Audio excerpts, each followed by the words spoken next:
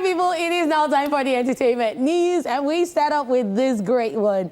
Mr. Easy announces presidential ambition in African country. Nigerian singer, songwriter, and entrepreneur Oluwatosin Ajibade, popularly known as Mr. Easy, has set social media buzzing after revealing his intention to run for president in an unspecified African country. In a recent video shared online, the leg of our hitmaker disclosed that he has been seriously considering a move into public service and now feels ready to share his plans with the public. Mr. Easy said, and I quote, "I've been thinking about it. I think it's time to share it with you guys. Some of you might be from some countries, especially in Africa, and you're looking for a president who is not looking for money and power, but forward-thinking, young, active, and can move your country better. So I'm officially putting myself forward for the presidency," end of quote. Though the announcement came with a touch of Mr. Easy's signature humor and charm, fans and commentators alike are taking notice of the artist's potential transition from music to politics.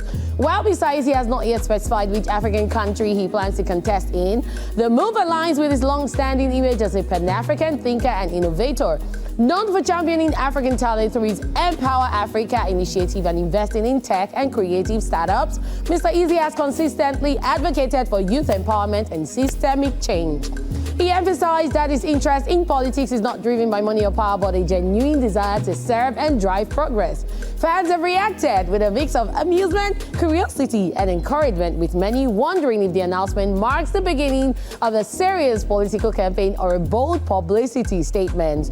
Regardless, the idea of an artist-turned-politician is gaining traction, and Mr. Easy might just be the face of a new wave of young, visionary African leaders. And there you have it. What do you think? Probably just cruise. Probably just cruise. And African country as a whole. Yeah, the continent. Any African country. So if you're saying it's not the continent, which is Africa. You said any African country. It's only Nigeria that he can become president. But you know he has roots in Ghana. And if you remember, during his school there. So he went to school there. Yeah, you don't know what else. Went to school there. He could have residence card. He could have. It could be anything. And then Mr. Easy is a businessman. He has businesses in different African countries. Yeah, you have to give him. Yeah, if you remember the video that went viral after during his wedding. Yeah. Where Aliko Dangote was commending him for being a very hardworking person who is not just an entrepreneur but a proper businessman and has invested in so many things, saying that he has not seen someone as hardworking as Tosin Ajibade. And now he's coming out to say this. So it's just the way everything is panning out. The wedding, his father-in-law saying, oh, he's a good businessman and a good person. Aliko Dangote saying, oh, I love this guy, I trust him. And then a lot of other people endorsing him. So now the question is it joking?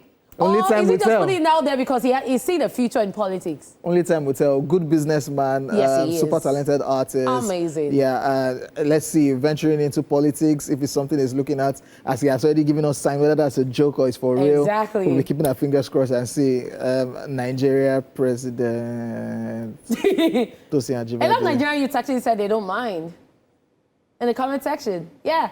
There were a lot of Nigerians, and some were saying, I bet I go Ghana where they collect gold. Una they play. On to the next entertainment story. Portable courses there at airports amid heated exchange. It was an unusual tense scene at the Port Harcourt International Airport as controversial street-up artist Portable was caught on camera in a heated altercation with an unidentified man. The video, which has gone viral across social media, shows Portable aggressively confronting the individual, yelling and gesturing, while airport security personnel scrambled to contain the situation. Eyewitnesses say the confrontation escalated rapidly. At one point, security men were seen attempting to physically restrain the singer and guide him toward a vehicle. Despite their efforts, Portable appeared unwilling to relent and repeatedly pushed back, still shouting as he was being escorted out of the crowded terminal area. Passengers and staff watched in shock as the drama unfolded. Some recorded portions of the exchange, capturing the fraught tension between the singer, his opponent, and the security team. Reacting to the now viral video, Portable took to his social media platform, arguing that he was forced to defend himself after being attacked by a group of taxi drivers. He explained that the altercation began while he was waiting for his official ride from the event organizers. Portable said, and I quote, "I wasn't fighting at the airport. I was attacked and I defended myself. I'm a soldier without a barrack, a police officer without an ID card. When I landed in Port Harcourt, I was waiting for the official car from the show organizers who invited me when I heard some airport taxi drivers insulting me. They said I am stingy, that I wouldn't give them money. They were even recording me. Several old fools, immigration officers and airport security, take care of yourself. So why are the drivers the ones always disturbing and attacking us? End quote. He added, the government should do something about it. They insulted me just because I didn't take their taxi or give them money. That's why I got upset. Oh, now don't go find wala. He was on his own.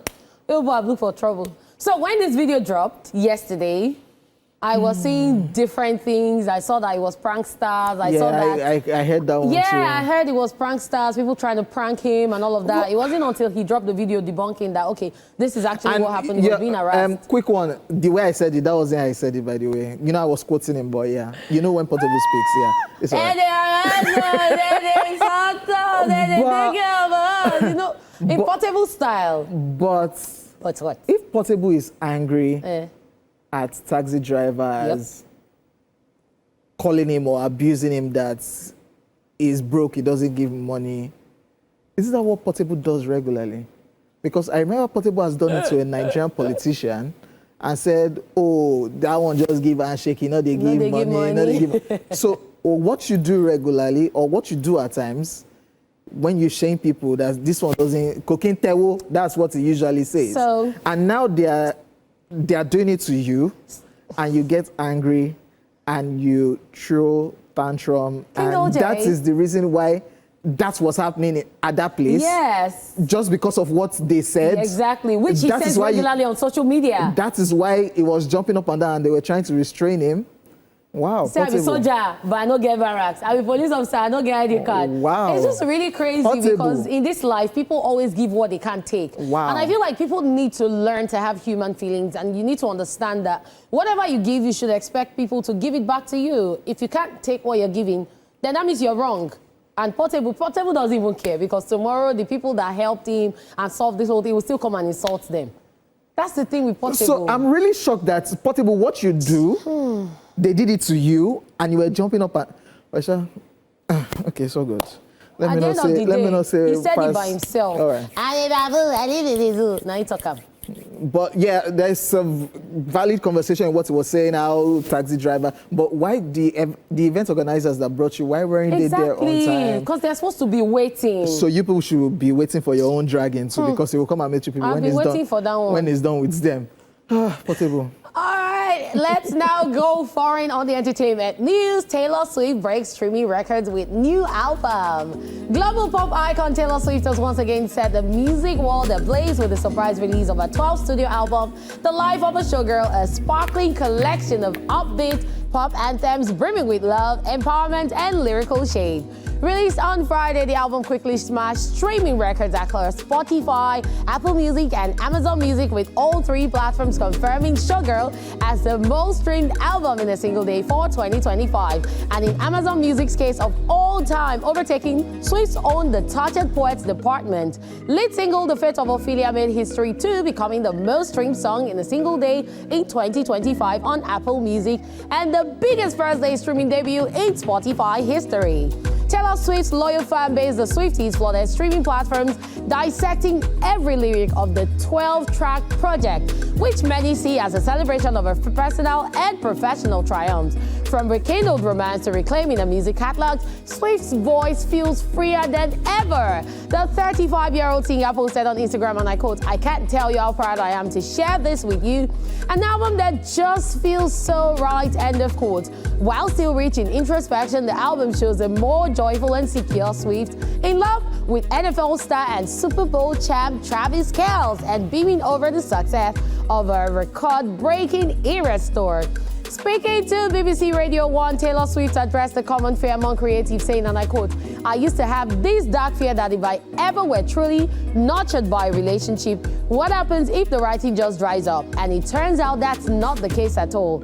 To celebrate the release, Swift hosted exclusive release party screenings in theaters around the world, including the video premiere of The Fate of Ophelia. In Melbourne and Washington, fans dressed in orange, the album's signature color, flocked to cinemas for an immersive showgirl experience. Swift describes the life of a showgirl as coming from the most infectiously joyful, wild, dramatic place in her life, and it shows both fans and critics agree that this may be her happiest album yet. With record-breaking numbers and emotional resonance, the life of a showgirl proves once again Taylor Swift is not just a pop star. She's a cultural force, and I'm sure you agree with me on this one. You have to give it to Taylor Swift. Yep. Our fan base, the Swifties, it took me a long time before, because we know that they do madness when it comes to streaming our projects, but I didn't know that they had a name. And yeah, Swift is a very great name to use. Taylor Swift, I'm super excited for her, from somebody that went through that phase. A whole lot, yeah. Yeah, that phase with Scooter Brown, that he bought all her catalog. She went back, started from the scratch, re-recorded, and look at the records she's breaking, surpassing records that she has made creating new ones. It's just amazing. Dropped a new project, and under how many weeks you're already doing madness. Shout out to our fan base. All I'm just going to say is I'm going to give kudos to Taylor Swift. She's doing real great. Her music is just something that everybody loves. Even if you don't love Taylor Swift, you listen to some of her songs and you're like, okay, this sounds nice. But like you said earlier, our fan base is one that you cannot fight with. Well, we can't agree. Because they are silent movers. We can't agree. Well, that's for Kanye. At the end of the day, yeah is going to be yeah. And the Swifties are going to be there for Taylor Swift. Definitely, definitely. Ladies and gentlemen, we are done with the entertainment news. We'll be back with our guest after this timeout, but after this break. Stay with us.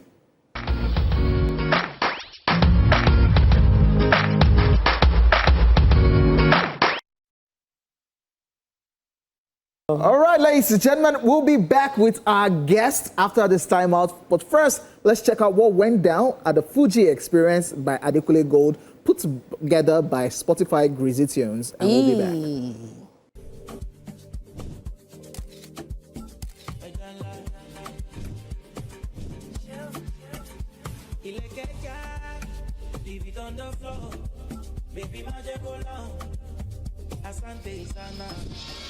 Attention, if you're not spending money.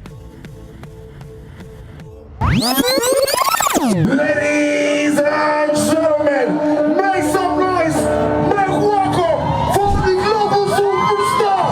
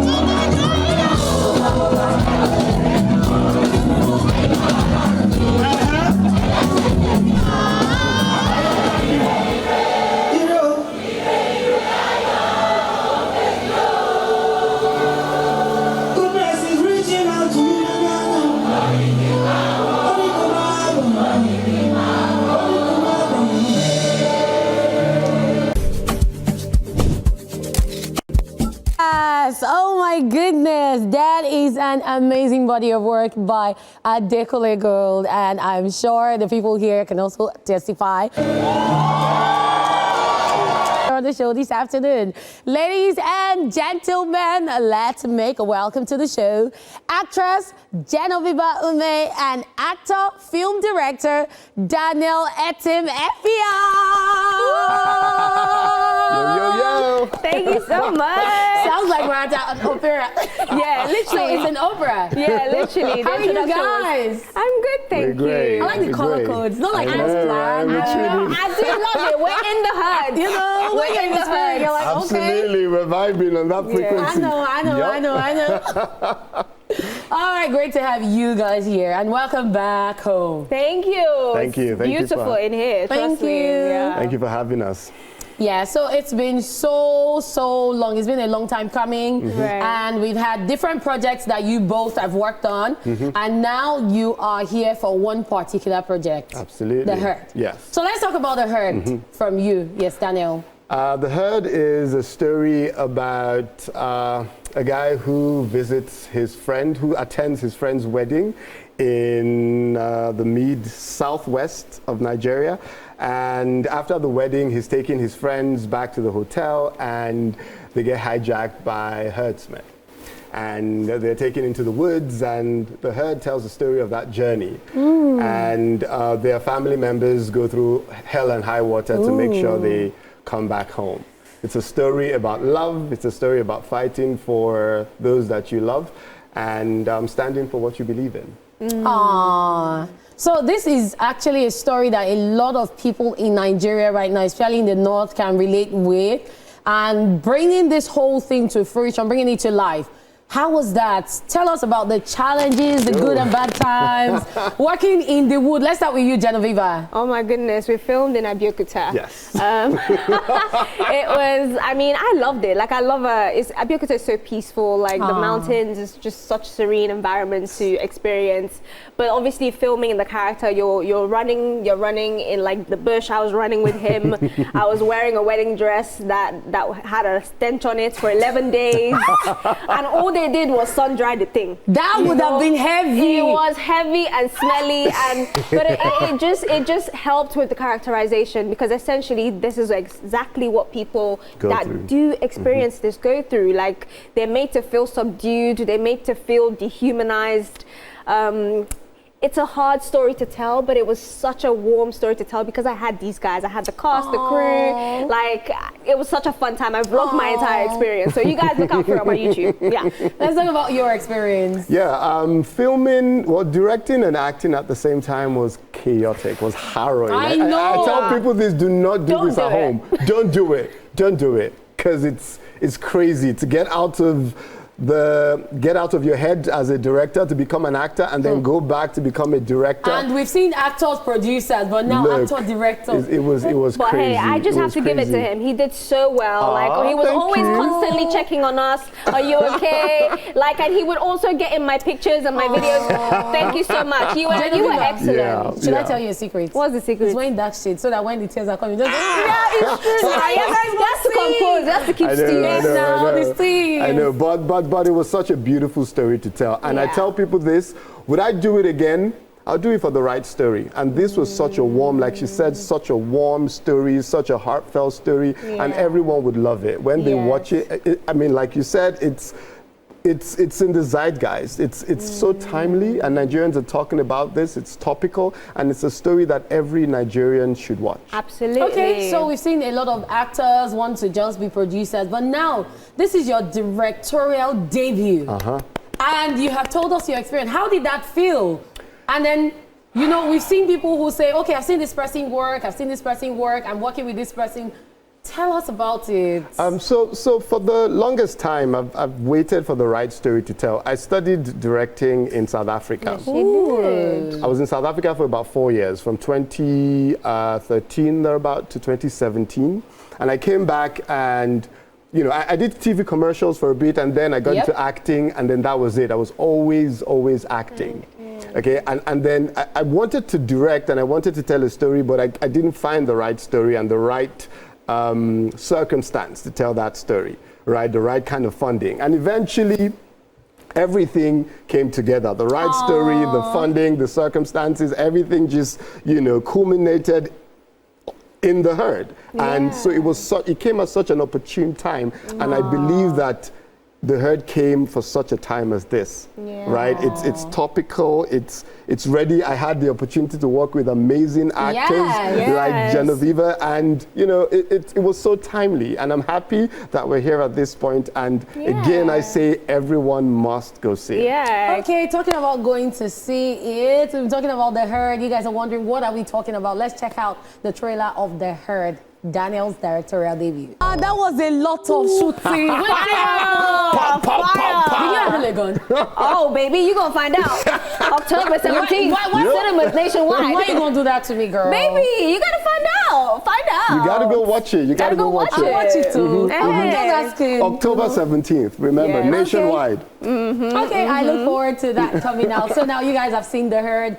I'm just going to narrow it down to both of you now, now that we've seen the herd. You have been in the industry for so long, and I remember when you started. For so long? Yeah, it's been a long time already. My darling, that's how time flies. You have. That's how time flies. I feel like a baby. Oh, you feel like a baby? Are you gonna cry like a baby? So let's talk about the project you've been working on. I'm sure you have a lot more coming to play. You have projects coming up. Yeah. What should we expect from you? Well, I mean, right now, the herd is literally at the forefront of my mind. Of course. You know, just rooting for people to go and watch it October 17th. Personally, I love doing fun things, so there's a lot on my YouTube channel that I want to explore with. I want to create my own shows. I was just telling my director. And yeah, there's possible Blood Sisters 2 coming. So yeah, so lots more in the works. I'm looking forward to it being out and celebrating them when they come. Talking about it being hard, when you got the script to play this role, especially when you found out you're going to be running with a very heavy wedding gown. Bare feet. What was that in the jungle? Like, why did you even agree to play the role? And then how did you feel? All the times you were exhausted carrying the gown with the dirt and everything. Right. I feel like you're describing it exactly how it was. Honestly, but like I love a challenge. Like, is it weird that I was like, yes, let's do it, until he had to tell me to run bare feet on grass inside Abiyokuta that I don't know what's going on. I don't know which snake or scorpion. I was so worried. But yeah, like, no, that, except for that moment, you know, that moment, except for that moment, everything else was, I was excited to do it. I was excited to like experience it all, because that's what acting is. It's about living the people's experiences and telling the truth, you know, in that moment. So yeah, I was excited for it. Okay, this being your directorial debut, I hope it's not just going to be at cinemas. I hope it's going to film festivals. I hope it's going everywhere, because this is a story that has to be told. Absolutely. And we have been saying it for the longest, that it's best to tell original stories, stories about things happening in the country, stories about Nigeria, and now someone has finally come to talk about the herd, which is this project. So where do you see this project going, and what more should we expect from you, Daniel? So because it was shot as a commercial project, right? Not a festival project, a commercial project. Although the theme is topical and it can pass for a festival film. It was not designed for festivals. And I had investors. So I have to make money back for my investors. That's really important. However, I do have a few projects in the works, and we'll see what the future holds. It's important that this story was told not just because of the news about herders and about kidnappings, but the message itself in the film. And the message is that we are one people, and we must come together as one to face our challenges. We must come together as a herd. That's what the title is about. People would hear it and watch it and be like, oh, it's about herdsmen kidnapping. Yes and no. It's also, more importantly, about the North, the South, the East, and the West coming together with one voice to tackle our challenges. That is a strong message. Beautifully said. Okay, so can you just tell people how to contact you on social media and what to expect from you after the herd? All right, on Instagram, I am at Etim Effiong. On Twitter, I am at Etim Effiong _ You can reach out to me, and the herd will be in cinemas all over Nigeria. We hope to travel the world with the herd as well, do the US premiere, the UK premiere. Fingers crossed, we're coming to a city near you.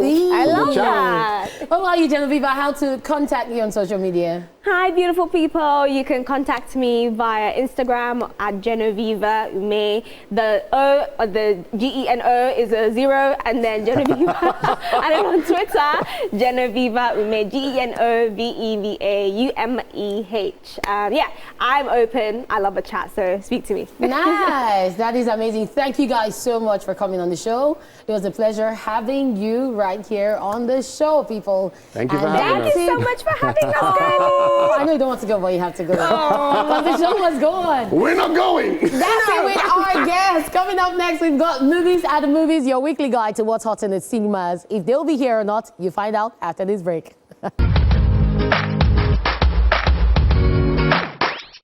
Must watch. Yeah, amazing interview with Daniel, of course, Genevieve. Thank you. With the trailer right now, I'm really interested and I will want to see this when it's out in the cinemas. Especially the wedding gown. Oh, yeah. Ladies and gentlemen, you know we've always got your back with everything movie related on Tuesdays. This right here is your ultimate guide to this week's most watched films. It's time for Movies at the Movies.